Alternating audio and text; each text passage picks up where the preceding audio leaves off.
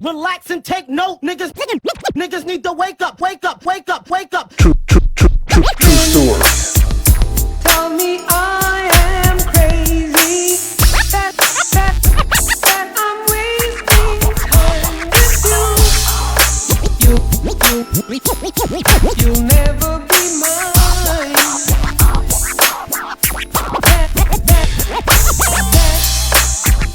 Not the way I see it. What's up, YouTube? Welcome to another episode of kevmacvideos, True Stories. Today's episode picks up where the last one left off. I had mentioned when your ally, I'm going to just say, for example, a 9-0 or 4 or a 111, get into it with the East Coast. Or like the Gear Gang, get into it with the Harlem. So you got to either become a mediator or pick a side or stay out of it. But whatever it is, them your allies. Good or bad, them your allies.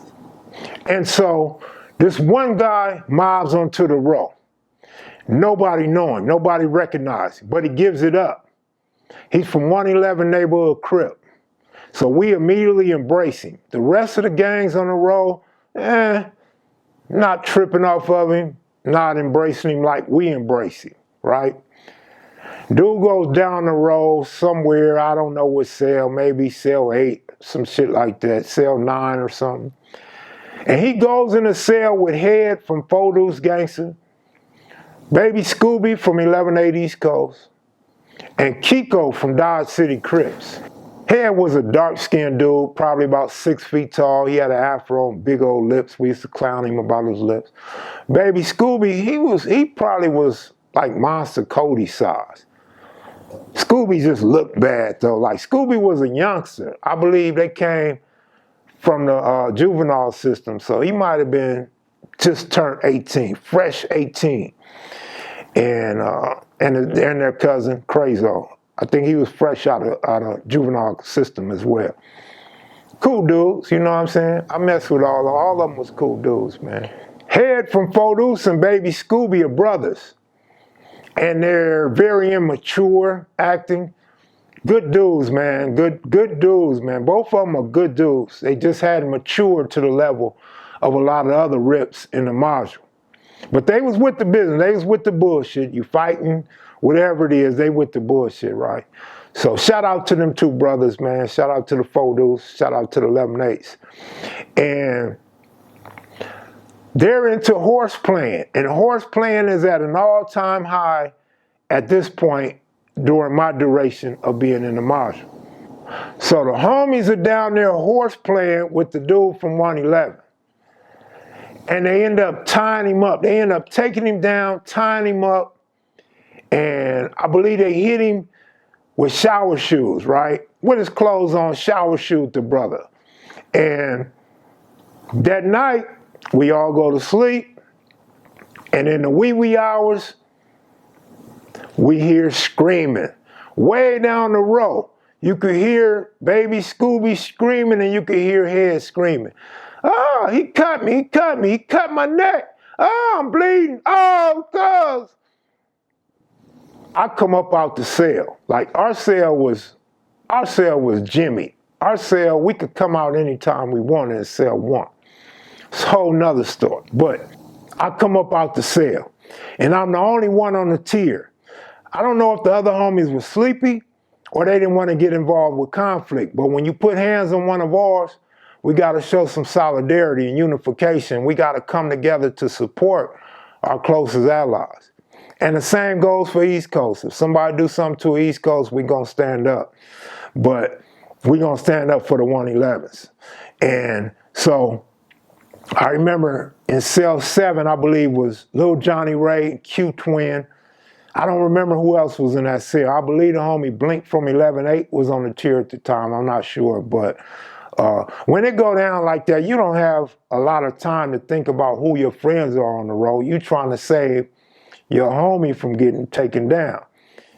And we even had conflict with the 111s at one point on the streets. So this is the type of shit that happens within gangs. You fall out with your closest loved ones. Like, it ain't always copacetic. Like, shit really can go foul sometimes. But I think over the long run, when you really got that love and that respect and that camaraderie, I think you guys can get past the bullshit. I think there's some type of resolution that can take place to get us on and move on, you know what I'm saying? And we can look back at the conflicts and laugh, you know what I'm saying?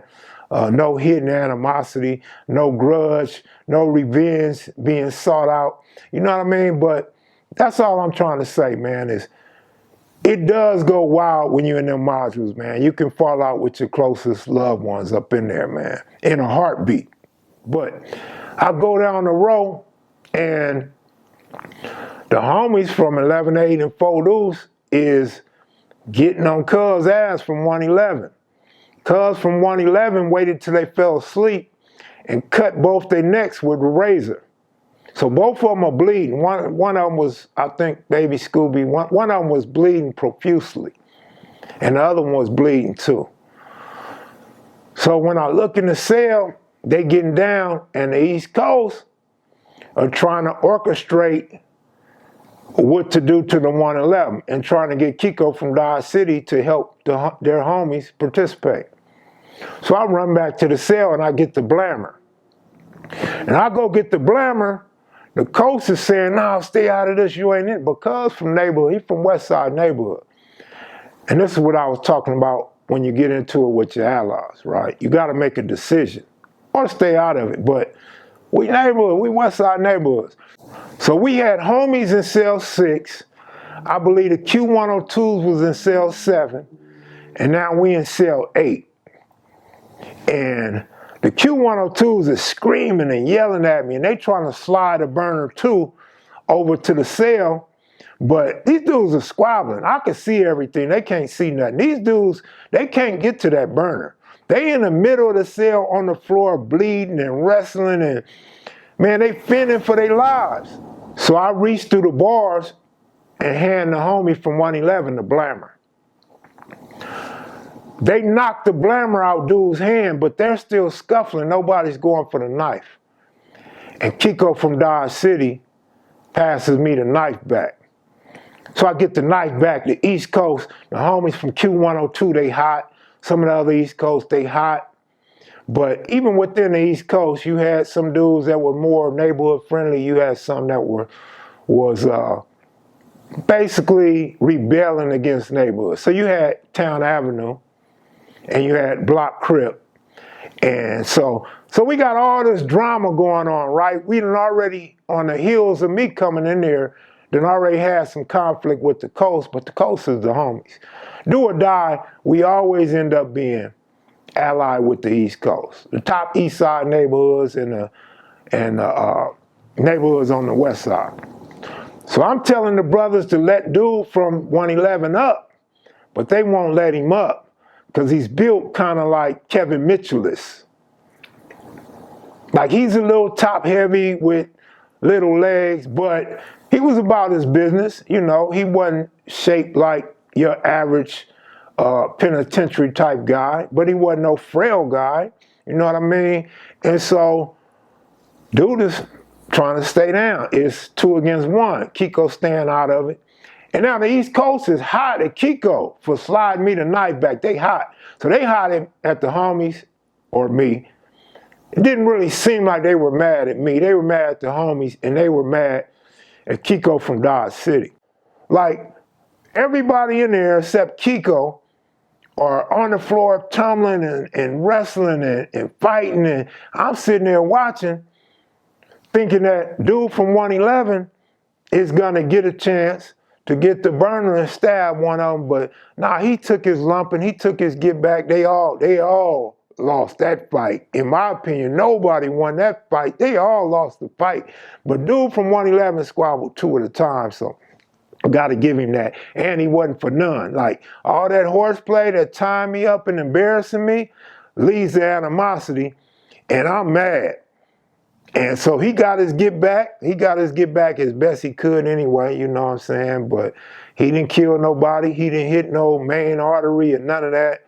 And the homies went to the infirmary, got taped up. They got bandaged up. I think Cuz from 111 might have went to the hole or something. The homie Peanut He really didn't care too much for dude from Dodge City because he was a Mexican, I guess. And because he's from Dodge City, I guess. But Kiko was cool with me because he used to come talk to us through the bars, and he was about that work. He was about getting that paper. I'm always thinking about paper, except for when it comes to snitching or getting out or being an informant, right? So I'm like, damn, the homie working with a couple of them things. If I beat this case or I don't get a lot of time when I get out, I want to hook up with cuz, you know what I'm saying? That can really enhance my hustle game and the hood overall in general. At least my part of the hood anyway, right? So cuz gave me his number and he gave me his address. And when the scuffle go on, I end up bringing dude from Dodge City in our cell because we had an open bunk. So it was me, Roscoe, I think Hog was still in there, and now it's Kiko. So Kiko's rolling with us, excuse my terminology. And as far as Kiko go, I remember we got some roof time. We get some roof time, we go up to the roof and we playing basketball. Because the homies, particularly Peanut, love to play basketball, and he's very competitive like me, and I love playing basketball at the time. We were some thin dudes, and basketball is great exercise, especially when you go hard.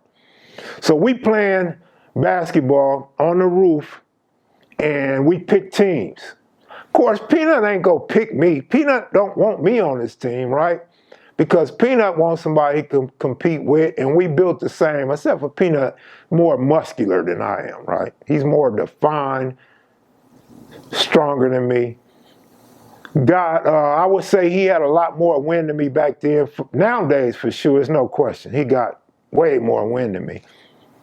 And he's more physically fit. He's more fit, period, more healthy. He's a healthy type of guy now. But so back in this era, I picked Kiko because Kiko telling me he can play basketball. Oh, all right, Kiki Vanderway. You want to play on my team? All right, I'm going to give you that. Like, I done already put you in the cell when Peanut wasn't feeling that. So now you might as well play on my team. So if Peanut got a problem with you, he can go on and take it out on you on the basketball court. So we going at it on the basketball court, and Peanut kind of trying to tussle with him and tussle with me. But not fight. It's real physical basketball. And I peep game. Peanut was trying to handle him. And Kiko never backed down. He never backed down. He stayed down shitty. Now, mind you, this is a dude that ain't got no allies out there on the roof. You know what I mean? So he stayed down, and I like that. Kiko ended up getting killed when he got out because somebody tried to rob him, and they gunned Kiko down. When Kiko gets shot up, Kiko busts back. Double homicide. The guy killed Kiko, and Kiko killed the guy that tried to rob him and kill him. And so Kiko really turned out to be a down dude. I never had that chance to deal with him on the street that I was looking forward to, but rest in peace to Kiko. Shout out to the Dodge City Crips. I like dude, not only the financial aspects, but I liked his style, I liked his demeanor, and I liked the way he stayed down. So I took Kiko up under the wing. Kiko was up under my wing. He basically looked for me for guidance and politics and all that old stuff, right? And so I remember the homie Lil No Good said he gonna get Kiko when the gates rack. And I told No Good, all right, try your luck, homie, try your luck. And I'm telling Kiko, just stay down, homie, just stay down. And then No Good was bluffing the whole time. No Good was like, oh, all right. Like, homie down, he down. Kiko ended up going to the pen. He didn't get that much time. I think he had a dope case. He ended up going to the pen for maybe 16 months, 2 years, 3 years, something like that. And yeah, man, so it do go up in there, right? But, because I know y'all gonna ask, nothing ever became of that with us in the Coast or the Four Deuces. Everybody understood it was behind horseplay. It was behind two dudes taking on one dude.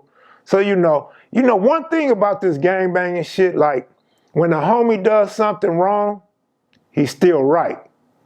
But there's a lot of times that people don't speak of The homies are wrong sometimes too. So when the homie is wrong, like we not gonna go to war behind the homie's horseplay or the homie's mistakes. Like there is some type of code or standard in dealing with your allies and enemies where people gonna let that go. Isolated incident, no war, no repercussions, no get back. We back talking and kicking it and doing the same shit we was doing before the incident. And this was one of those times. And another thing I seen, off subject, a lot of grown men cry, man. Dudes was coming back with 110, 112 to life, crying, man. You see and hear grown men cry over the tear, man. Some dudes just couldn't hold it in, man.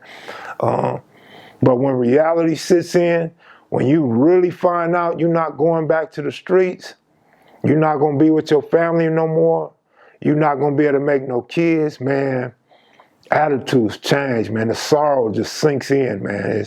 It's a sad feeling when you're sitting in the modules and you're hearing other people going through this, and then you sitting there like, damn, I ain't looking at but 18 years. Like, this 18 gonna be cool. But I'm gonna still try to get it down a little bit, you know what I'm saying? Get my sentences around concurrent. I don't wanna be miserable around dudes like this all my life, you know what I'm saying? So you youngsters, if you're watching this, you think this is a good video, or you think I'm glorifying violence, that's not what I'm doing. Man, you do not wanna go up in there and face no 100 years, homie. So be careful, make rational decisions when you're out there on the streets with them burners, man, like real talk. I ain't one to preach, but I done been in there in the stoops with these guys that's facing all this time and getting convicted, man. It ain't no joke, homie. Life on the street is much better. Just ask all the lifers that have parole. Ask some of these dudes that are doing these gang interviews that have spent 25, 30, 40, 42 years locked up behind bars. As I said, I'm going to get away from these module stories after 2 or 3. But there's one more I got to give you after this. It's going to be a Cousin Kerry story. My big homie, Cousin Kerry. Thanks for watching. Be sure to hit the like button. If you're new to the channel, be sure to subscribe.